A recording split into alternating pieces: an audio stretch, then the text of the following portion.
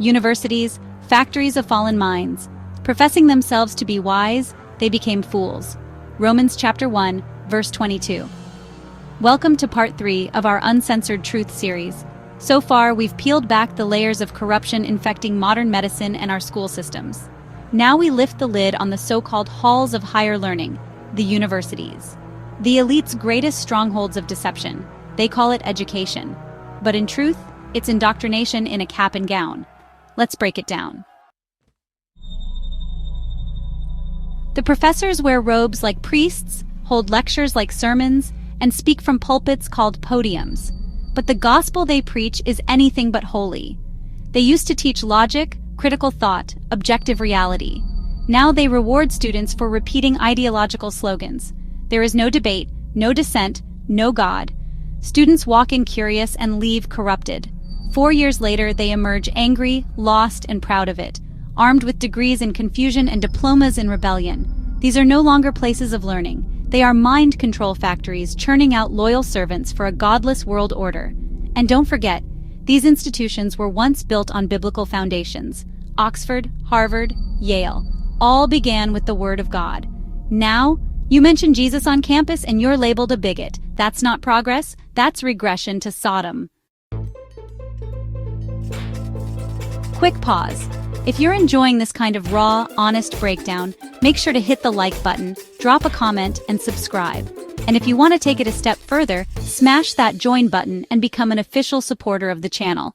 It helps keep these videos coming, keeps them independent, and keeps the fire burning. All right, let's get back into it. The war is not just for the mind. It's for the soul. They humiliate faith. They reward rebellion. They call it academic freedom, but it's nothing more than moral anarchy.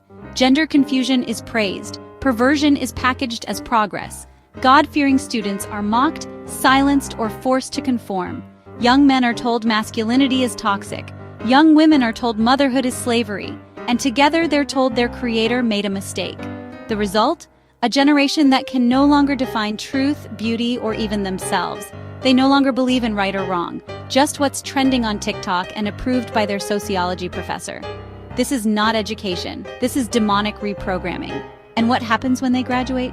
They enter society and become the next generation of doctors, teachers, politicians, carrying their rot wherever they go. If this system didn't profit someone, it wouldn't exist. Let's talk about the money trail. Students are lured in with promises of a better future. Then they're shackled with tens, sometimes hundreds, of thousands in debt before they've even worked a real job. Meanwhile, the universities rake in billions. Professors work cushy hours for six-figure salaries. Board members live like kings, and God is nowhere to be found. Worse, they get taxpayer funding to do it. That means you're paying for the destruction of your own children. And what do they deliver in return? Not wisdom, not holiness, not truth, just broken minds, confused souls, shattered families. In the Bible, true wisdom begins with the fear of the Lord, but universities have replaced that with pride, the very sin that cast Satan from heaven. They treat morality like mythology. They preach tolerance until you disagree, and they raise up students who worship intellect, status, and identity over obedience to God. It's modern Babylon in ivy-covered walls. Degrees have become altars. Ideology has become God. And anyone who won't bow is cast out, ridiculed, and canceled. But God has a different report, and He's not impressed with GPAs or PhDs.